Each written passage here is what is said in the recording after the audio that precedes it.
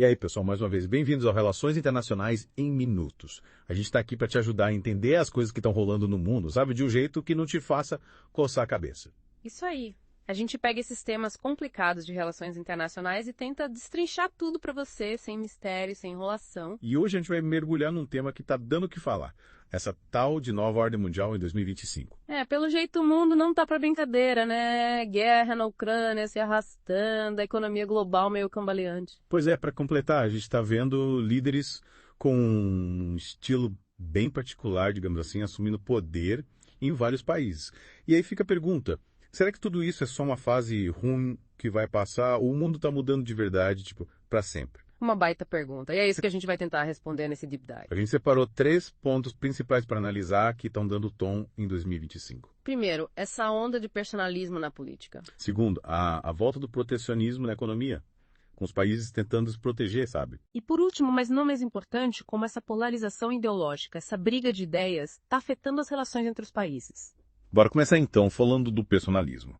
O que a gente está vendo em 2025 é que o poder está cada vez mais concentrado nas mãos de líderes com um estilo bem, como posso dizer, individualista. Eles tendem a centralizar as decisões, usar um discurso bem nacionalista e muitas vezes desafiam o sistema tradicional que a gente chama de establishment. Tipo Donald Trump dos Estados Unidos, né? Ele voltou com tudo. Exato. E não é só ele. O Javier Milei na Argentina, o Narendra Modi na Índia são outros exemplos de líderes que em 2025 estão dando o que falar com esse estilo de liderança. E o interessante é que eles conseguem um apoio enorme da população com um discurso que coloca eles próprios no centro, sabe?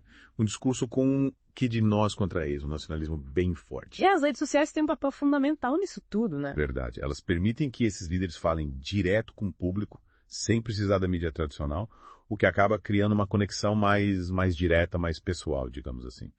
Mas isso também tem seus perigos. Fortalecer demais a figura do líder pode acabar enfraquecendo as instituições, os partidos políticos, a democracia como um todo. É como se a política virasse um grande reality show, né? Com o líder como protagonista e o resto meio que figurante. Boa analogia. Mas e aí, como é que a gente pode entender esse fenômeno do personalismo usando as teorias de relações internacionais? Boa pergunta. Se a gente olhar pelo realismo, por exemplo, o personalismo pode ser visto como uma estratégia. Imagina só. Um líder com muito poder na mão consegue tomar decisões rápidas e agir de forma mais incisiva no cenário internacional. É tipo, menos burocracia, menos gente para convencer, né? Mas o problema é que essa concentração de poder também pode levar a decisões precipitadas, isolamento diplomático e, no fim das contas, mais instabilidade no mundo. Afinal, as relações entre os países acabam dependendo muito da personalidade de um único líder, né? Faz sentido. Bom, saindo do personalismo e indo para a economia, a gente está vendo um aumento do protecionismo em 2025. Parece que os países estão fechando as portas para se proteger, né? Total. E o Trump, logo de cara, já anunciou novas tarifas de importação. Parece que ele não mudou muito nesse segundo mandato. E não é só contra a China, não. Ele tá mirando da Europa e até em aliados históricos dos UE, tipo Canadá e México. E qual que é a lógica por trás disso? A ideia é proteger as empresas americanas da concorrência estrangeira, sabe? Dar um gás na indústria nacional, gerar empregos dentro do país, Só que a Escola Inglesa de Relações Internacionais, por exemplo, alerta para os perigos do protecionismo. A longo prazo, ele pode acabar prejudicando todo mundo. Tipo, como assim? Imagina só. Se cada país começar a se fechar, o comércio internacional vai diminuir, a economia global vai enfraquecer e as tensões entre os países vão aumentar. Aí, meu amigo, a coisa pode ficar feia. Ninguém sai ganhando numa guerra comercial, né? Exatamente. E para completar esse cenário, a gente tem a polarização ideológica que está cada vez mais forte. Essa briga de ideias está pegando fogo, né? E o problema é que essa divisão não fica restrita à política interna dos países. Ela está afetando as relações internacionais também. Governos com ideologias muito diferentes, sejam de direita ou de esquerda, estão tendo dificuldade de dialogar e de formar alianças. Você falou em guerra de narrativas, pode explicar melhor o que é isso? Claro, a gente vive num mundo onde a informação circula muito rápido, né? Mas, junto com a informação, vem a desinformação, as fake news, a manipulação. E aí, cada lado tenta construir a sua própria narrativa, a sua própria versão da história, para justificar suas ações e conquistar apoio. E como é que isso afeta as relações entre os países? Imagina que um país acusa o outro de estar espalhando fake news para interferir nas suas eleições.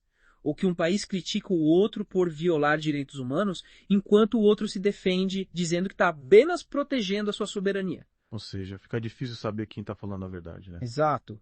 E essa falta de confiança, essa dificuldade de diálogo, acaba minando a cooperação internacional. E a teoria construtivista, como é que ela nos ajuda a entender essa situação? O construtivismo destaca que as normas e os valores que guiam as relações internacionais não são fixos. Eles são construídos socialmente, ou seja, eles mudam ao longo do tempo de acordo com as interações entre os países e com a influência de diferentes atores. Então, no mundo polarizado, quem tem mais poder acaba impondo a sua visão de mundo, né? Exatamente. E isso pode ter consequências bem sérias para a ordem internacional. Falando em consequências, a gente não pode deixar de falar do impacto de tudo isso para o Brasil, né? Com certeza. O Brasil é um país que depende bastante do comércio internacional, então um cenário de protecionismo global, como que estamos vendo em 2025, pode ser bem problemático para a gente. Principalmente com a volta do Trump, né?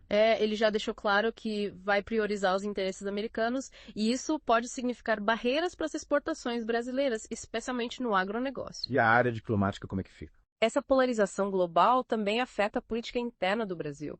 A gente vê as divisões ideológicas se aprofundando, o que dificulta a construção de consensos e a busca de uma política externa mais coesa. E qual seria o caminho para o Brasil nesse cenário? A visão liberal sugere que a gente precisa diversificar nossos parceiros, fortalecer laços com diferentes países e regiões, sem se prender a blocos ideológicos. Ou seja, a gente precisa ser mais pragmático, né? Buscar o que é melhor para o Brasil, independente de ideologias. Exato. É preciso ter jogo de cintura para navegar nesse mundo cada vez mais complexo. E voltando à questão das narrativas, é impressionante como elas podem ser usadas como armas, né? Totalmente. O que um lado chama de defesa da democracia, o outro pode chamar de intervenção estrangeira. O que um chama de combate à desinformação, o outro pode chamar de censura. A gente precisa ter muito cuidado para não cair na armadilha das narrativas manipuladoras, né? Com certeza. É preciso buscar informação de diferentes fontes, analisar os fatos com cuidado e formar a nossa própria opinião. E no final das contas, a grande pergunta que fica é: para onde o mundo está indo? É a pergunta de $1 milhão. Alguns analistas acreditam que a gente está caminhando para um mundo multipolar, com vários centros de poder competindo entre si. Tipo UA, China, União Europeia, Rússia, Índia, cada um puxando a sardinha para o seu lado, né? Isso. Outros acham que a gente pode estar caminhando para um novo ciclo de hegemonia, com um país ou um grupo de países dominando o resto. Só o tempo vai dizer qual dessas visões vai se concretizar, né? É verdade. O que a gente pode dizer com certeza é que 2025 está sendo um ano de grandes transformações, com muitos desafios e incertezas pela frente. E aí, pessoal, o que vocês acham? Será que essa tal de nova ordem mundial já está tomando forma? Deixe nos seus comentários aqui pra gente. E para te deixar pensando, a gente lança essa pergunta. Será que o protecionismo realmente funciona a longo prazo? Será que ele protege os países ou só agrava a crise econômica global? Boa pergunta. A gente quer saber a sua opinião. E não esquece de curtir e compartilhar esse vídeo para ajudar a gente a espalhar a palavra sobre relações internacionais. Relações internacionais em minutos. Conectando teoria e realidade global em poucos minutos. Valeu pela companhia e até a próxima.